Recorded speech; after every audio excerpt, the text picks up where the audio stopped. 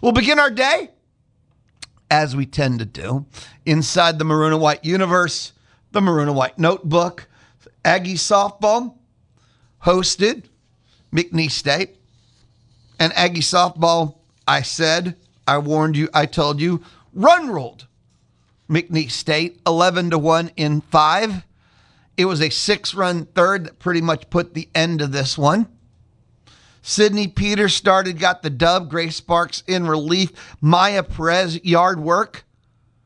Hit a bomb. She goes 1 for 1, 2 RBIs, 2 walks. Taylon Edwards, 2 for 2 in the game. Kelsey Mathis, 2 for 3, 3 ribeyes. Aggies take care of business. Aggies take care of McNeese State. And this was kind of a reschedule from the Texas State tournament when, they had like 5 games, 3 days, ended up only playing 1 game. The rest were rained out. They were searching desperately for games,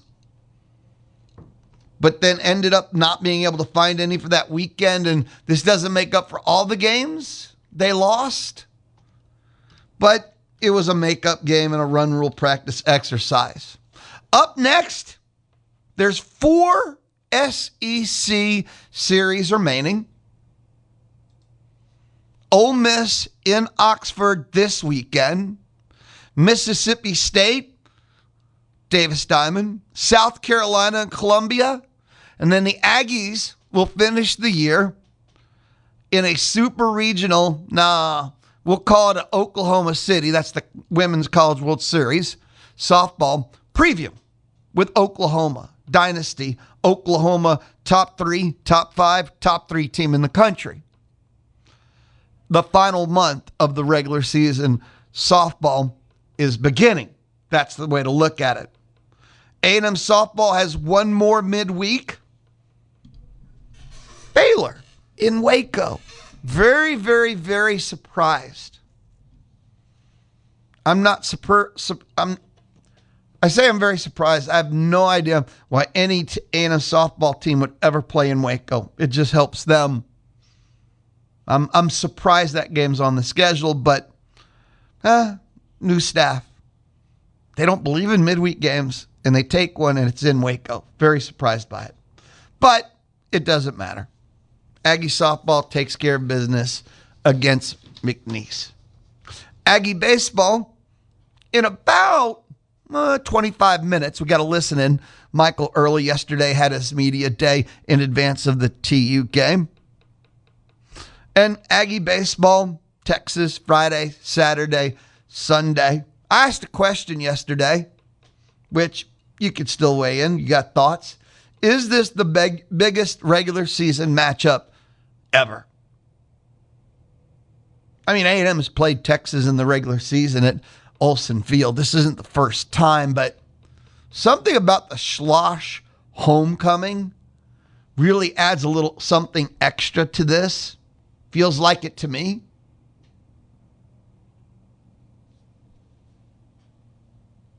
So, I don't know. And I don't know, maybe after last year, needing some redemption has added some extra juice to this. It feels pretty big. I know there's no title at stake. You can't, when there's 1, 2, 3, 4, 5, 6 series left. It's too early to have stakes. But I know to me it feels pretty big. Last year, they swept you. Schloss. If not, and it's okay to disagree on this one, this is an opinion-based concept, what was the biggest regular season series in Olsen Field history? Because this one feels pretty intense, pretty huge, pretty over the top, standing room only. Because Schloss will be back again most likely, but this is the first. You only get one first, right? And after last year, after Texas is poning, is that the word? A&M pretty consistently across the board in almost every sport. Aggies need a dub somewhere in the world, right? Against Texas, I'm saying. So Beat the hell out of TU. Hey, already, huh? We'll hear Michael Earley and what he had to say. Maroon and White Notebook. Yesterday I mentioned SEC Media Days. Announcement, not the players, but the coaches and the dates and things like that. And if you missed it, Tampa Bay, Tampa, Florida, Monday the 20th of July through Thursday the 23rd. What we care about is Aggie football. Wednesday, July 22nd. A&M will close the Wednesday because it always opens. First half, first session. That's Alabama. Kalen DeBoer, he's the head coach. Simple enough. Mike Elko's going to close. The question I meant to ask, didn't ask, because I'm a really bad talk show host. No big deal. Who do you want to see there? Who do you want to represent A&M? Who should be the 3 Aggie football players? Because it take 3. I think I've seen 2 before. I don't think there's a law, or else you're kicked out of the league. But those should be the 3 Aggie football players in Tampa to represent A&M at Media Days. Over the years, it's come to mean nothing because every coach has their own philosophy. Some use it as a statement. Some use it as a reward. Some, and some literally go out of their way to intentionally not bring players that anyone wants to hear. So it doesn't actually mean it used to. But who would you like to see represent A&M heading into a statement kind of season? It would be nice for once for A&M to follow up one of these breakout seasons. We know the norm is A&M goes out and gets a double-digit win season and goes straight back to 8-4 world. I think Elko's built differently. I've said before that I think when Elko turns this around, it's going to stay turned. Elko has not been shortcutting. Elko's not been a quick fix guy. Elko's been deliberate. Elko has a master plan. I don't see Elko working like other coaches. He's had a system and a concept in place continuously. That's what I think. And that's what I've seen. That's what I believe. That's why I've always felt like all along Elko's been different. And this year, you can't go, oh, but. I get so tired of hearing, oh, but, an excuse for everything every time. But the question, as I ramble, what 3 A&M players would you like to see him take? Can you take a transfer who hasn't even, been there 12 months, someone out of the portal? And that's not an A&M question. That's in general. Like, think about certain teams. Like, if LSU doesn't bring, Lane Kiffin doesn't bring a transfer, who does he bring to Media Day? He's got 49 transfers, right? Who would he bring to Media Day if he can't bring a transfer? But how weird is it? Or is it just modern football in a transfer, NIL, free agency, wins championships world? Why not bring a transfer? That's normal. Transfers are key components of every team. They win championships now. So, Lou, there's nothing odd about a transfer representing your program to the media. Media days are huge, right? Well, SEC Media Days are, to be clear. So, of course you can bring a transfer. But that's weird that a face, one of the 3 symbols, because that's what I thought Media Day should be, is you're bringing symbols, right? That's to me anyway. So in the modern world, of course, I don't know how you don't bring Sam Levitt if you're LSU. But for A&M, I ask, who are the 3 players you want to see Mike Elko bring? Who are the 3 players you want to represent A&M? Because the old guard leaders, a Trey Zune, Torian York, maybe even a Will Lee, they're gone. The usual voices that you and I have heard when the players have spoke with the media, they're gone. That's part of the turnover. We just think in terms of, okay, they need to fix X and holes or Y, but the voices are gone. They had the top end turnover, not just by units, but the voices. That would be the vocal leaders, the ones that, anyway, they brought to the public. who's next? I wonder if that's part of what it'll represent at SEC Media Days, is who's next for this A&M football team. So you could text 979-693-1150.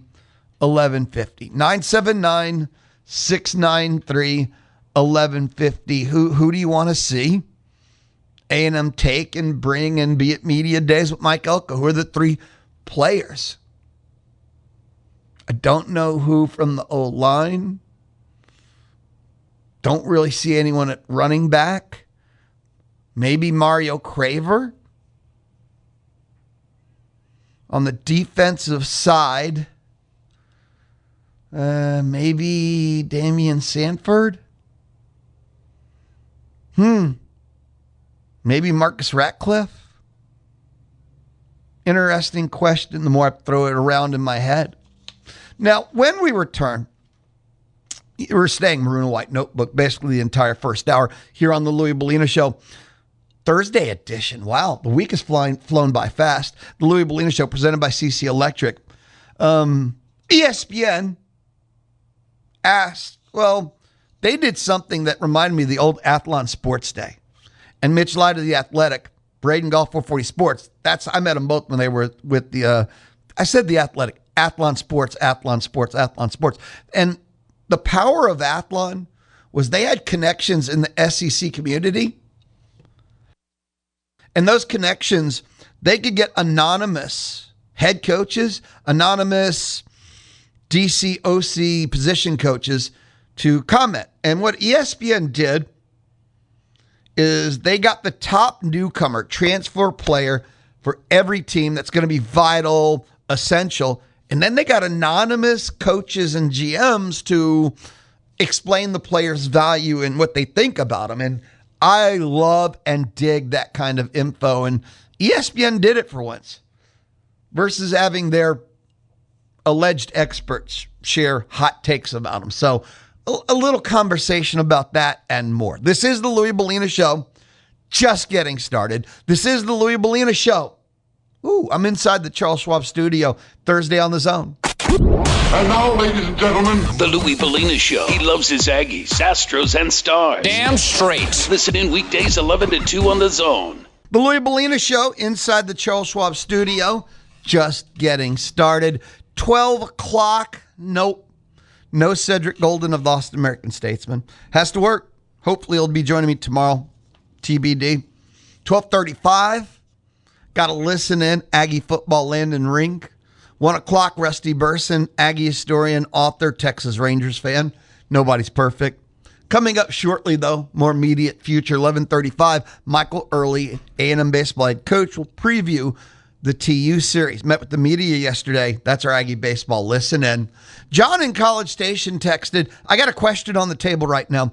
Who are the three Aggies you want to see in Tampa SEC Media Days? We know the Aggies are Wednesday, July 22nd. Mike Elko and the gang will close the Wednesday session. They bring three. I've seen two, but three players seems to be the norm. Who are the three Aggie football players you want there? John in College Station wants Marcel Reed, Damian Sanford, and Marcus Ratcliffe. I could see that easily, by the way. I could see that easily. Again, every coach seems to have their own philosophy. Some, it's a statement of the upcoming season. Some, it's a reward. Like you'll see a 4-year offensive lineman who's never spoke to the media before, but he's earned it. Some coaches every year, if you notice, they're going to bring one lineman, the quarterback, and then like a walk-on. I mean, it's fine. You know, and then other coach in the modern times, you know, in my head, can you bring a transfer? Should a transfer? Someone hasn't even been there 12 months. Does he have the quote unquote right to represent the program? And if you don't believe in transfers, who would LSU bring? They got 49 transfers. Anyway, who do you want to see? You can text or not, whatever happens to work for you.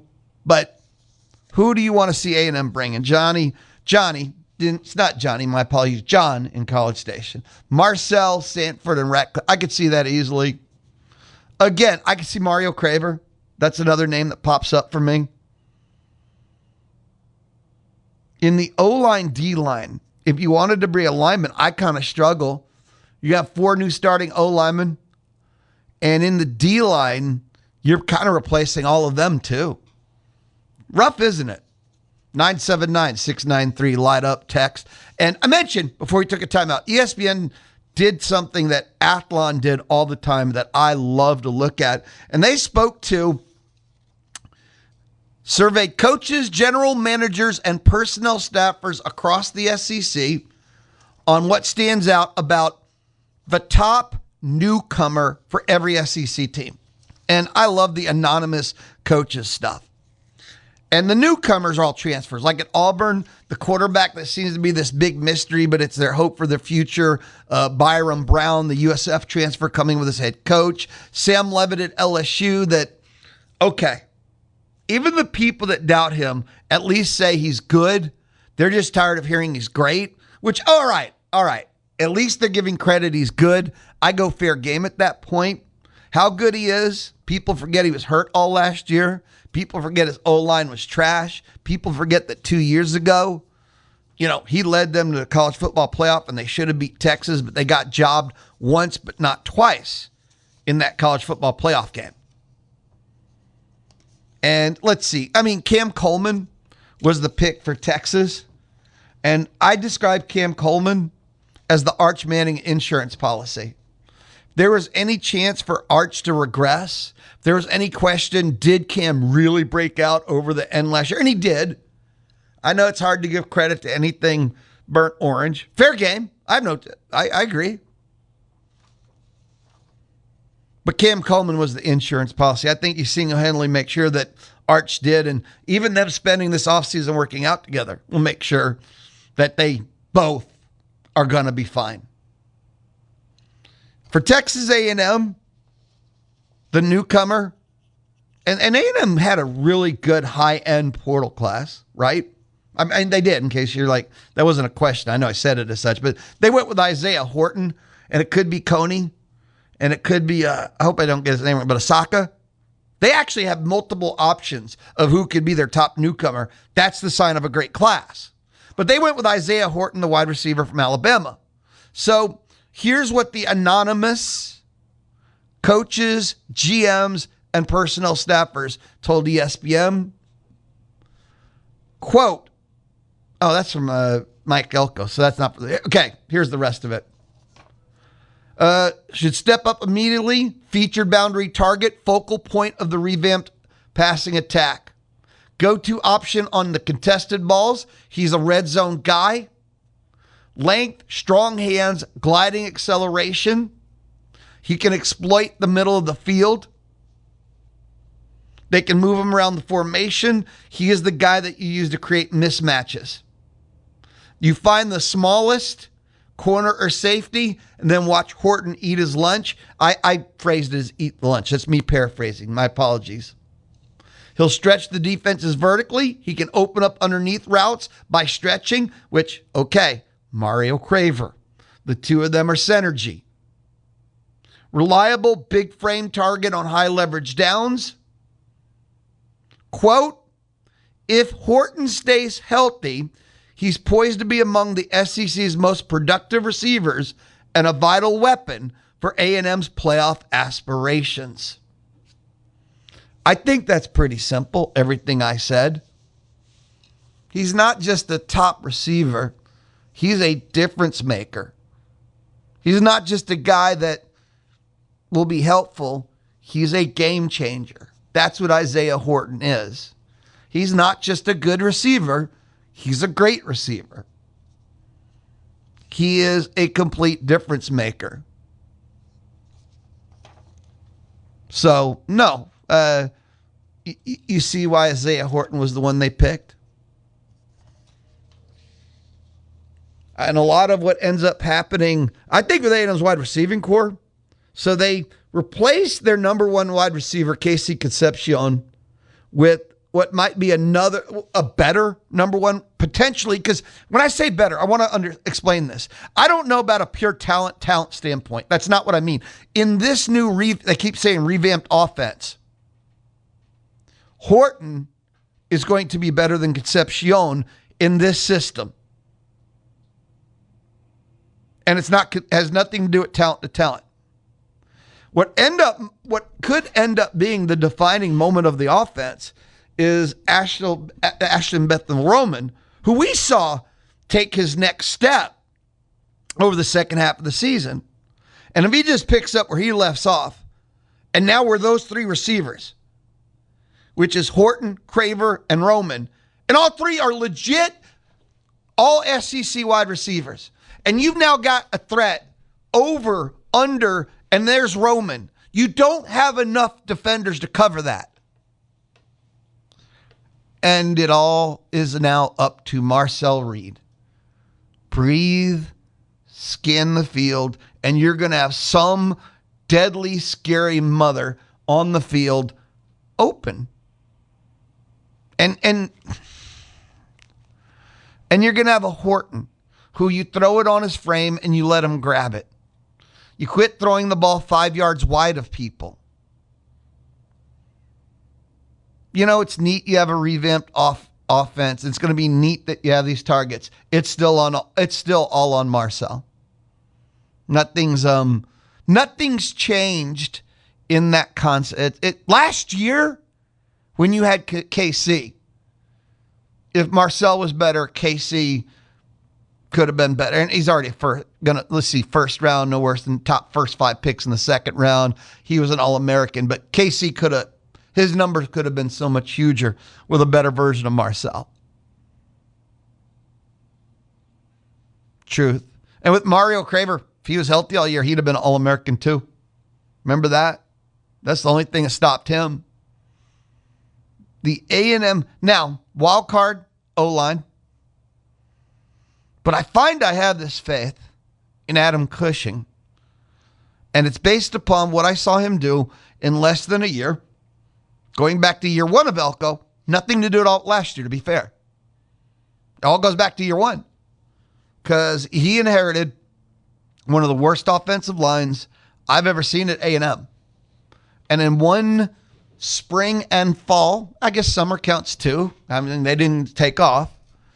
But in that one short amount of time, he took the worst offensive line I've ever seen at A&M and made them good. Were they great? I'll say they were really good. So, he's taking formerly starting at other school O-linemen in the SEC. These guys have XP. I don't know. I have faith that this O-line, like minimum, is going to be good. Will they be as dominant as the past 2 years? I don't know about that.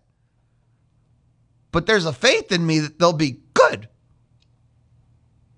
I don't know how many of them are going to go to the NFL. I don't know how many of them will get all SEC on. But like the worst case scenario is they're going to be good to me based upon Cushing's work he's done, the data I've seen. So if your offensive line is going to be good, and this wide receiving core, potentially by the end of the year, I'll be able to go, this is the best wide receiving core in the history of A&M. When you look at a Horton and a Craver and Roman. If Craver's healthy all year, if Horton just is who we think he is, and if Roman starts the year where he ended last year, that's it.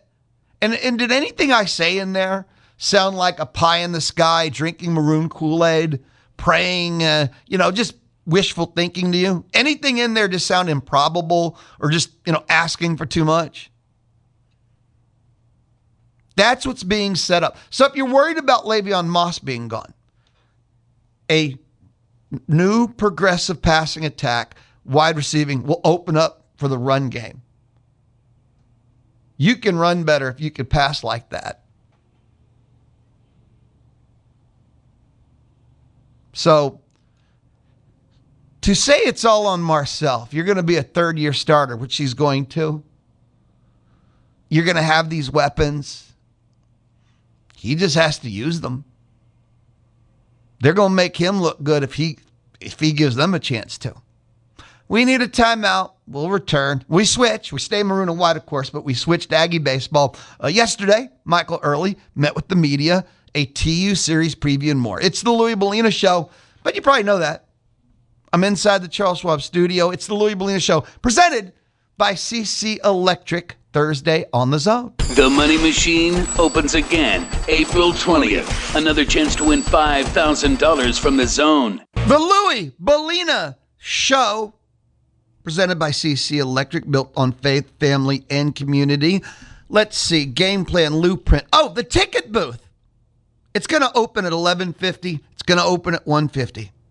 What can you win? Listen in for that part. But I'm telling you, it's going to, and I say 11:50. It's always ish. Maybe it's 11:55 and 12:55. But at the end of the 11 o'clock hour, 11:50, 12:50, the ticket booth will open thanks to Dixie Tire Company. Dixie Tire Company's been serving Bryan College Station. Holy cow. 35, 36, 37. Like, that's 3.5 decades plus now. If you ever need a tire, car, truck, tractor, trailer, a wheelbarrow, if you need a tire, you need to look up Dixie Tire Company. Time now. Listen in. Michael Earley, A&M baseball coach, met with the media yesterday. Let us listen in. Coach, after reassessing the pitching staff, what seems to be the plan for you guys on the mound this weekend? I think overall, if you're probably asking about personnel, we're not quite there yet, but just executing pitches the entire game and not just segments or parts of the game. And I think every guy that has pitched bad has pitched well. So to me, if you've pitched well, you can pitch well. And you can hit your spots and you can execute. And if you're that same guy that can strike a bunch of guys out, you can be the guy that doesn't give up, hard contact that just seems to be home runs right now, right? Any mistake seems to be a homer. But that's the plan, right? If you look at our numbers as a whole, as far as throwing strikes, not walking people, those are good. But you must put people away. And in the end, analytics and all that are great, but the result is the most important thing. We just got to limit hard contact. Guys get cheap hits. We have no defense for that, but limiting hard contact. And if you hit your spot and you go to your location and they put a good swing on it, you tip your cap. You said you're not ready to make an announcement regarding the personnel of the rotation and all of that. What are some of the things you're still weighing, and when do you hope to have that answer? We'll have it when we're supposed to have it tomorrow by Thursday at 10 o'clock. So we'll have it tomorrow, Thursday by 10. Do you expect any kind of change, or could it be staying the same? There's a lot of different options, but we're just gonna.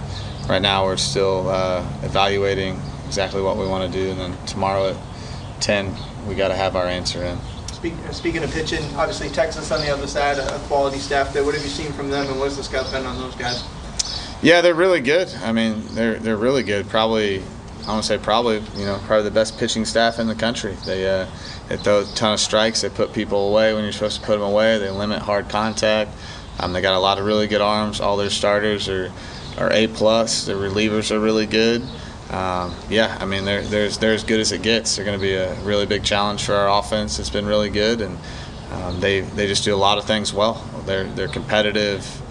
They got great stuff too. It's not just strikes and no stuff, but they're about as complete of a pitching staff as a team could have. So they're going to be a huge challenge for us, and going to be a really big test for us as a whole. If a change is made to weekend rotation, does it help that you guys played just Thursday, Friday last week and could reset on a normal rest schedule if needed? If we were to, yeah, sure. But again, I'm not trying to be avoid the question. Yes, that definitely helps for sure. You could change everything, but we're not to that point yet. How I know you've been part of a lot of college baseball series. How electric do you think this one is going to be with everything involved and the prices out there to get in price and everything? Are they getting pretty high, the prices? Football levels. Really? Yeah. Wow, that's cool. I think it's great for the sport. I think the one thing that definitely is a huge part of this whole thing is you got two really good baseball teams. You got a team that's second in the conference, a team that we're fourth. All that's meaningless now after 4 weeks, but you got two really good baseball teams that have played well. I think that's the product on the field is going to be huge for the environment, right? And then you got the rivalry, which is the best in college sports in my opinion. So I think all of it's great for the sport. I mean, this sport is growing rapidly, and when you got two big brands coming in and playing at a place like Bluebell and just in the middle of like the thick of your conference where both teams are really desperate to win. I think you're going to get a great product on the field, and you mix that with a great environment. I think it just magnifies everything. So I think the excitement level should be excited. It's Texas and Texas A&M, but I think the part two that's going to make it even better is you got two quality teams going to battle. When you have such a big rivalry and could be a lot of emotions fueled in, does it help with the guys that were there last year going to Austin? They've kind of already been through a series like this before. Yeah, I think it's different, right? Because yes, to one point, yes, but the other point is like we were there and it felt like no one was with us, right? And I think about the environment here is everyone's, except for their section they get up there, but everyone's with us and behind us. So it's definitely different, right? But you got to channel those emotions in a different way, right? You have to play the game like you're playing in a fall scrimmage and playing one pitch at a time. So same but different. But all of it is just playing with emotion and not being emotional is the biggest thing whenever you get in an environment, rivalry, all of that.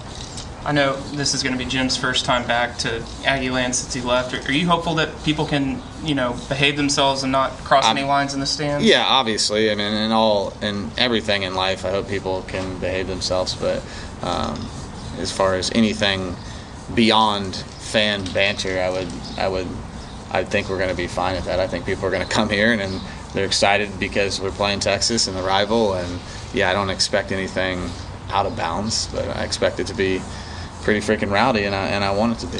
You were coaching alongside those guys a long time. Is there still guys you keep up with and talk with in the office? Yeah, man, here and there. Like I love Nolan Kane to death, and I got a lot of respect for those guys, and I talk to them every now and then. Like Jim will check in with me to see how I'm doing, but nothing more than that, man. I mean, I know I understand everything. But I do have personal relationships with those guys, and they were really good to me when I was here. But at the same time, we step on the field, that means nothing to me in that moment. They want to beat me as bad as I want to beat them. I know you've already faced them before, but it'll be a little different now that they're coming back to your house. I mean, is that going to be weird just seeing that coaching staff here at Olsen, but on the other side? It's not as weird for us as I think it might be for everyone else, just because with so many days have passed and recruiting and all these things. It's not for me, honestly. I think last year a little bit, it was definitely a different. That was definitely different, right? It's unavoidable.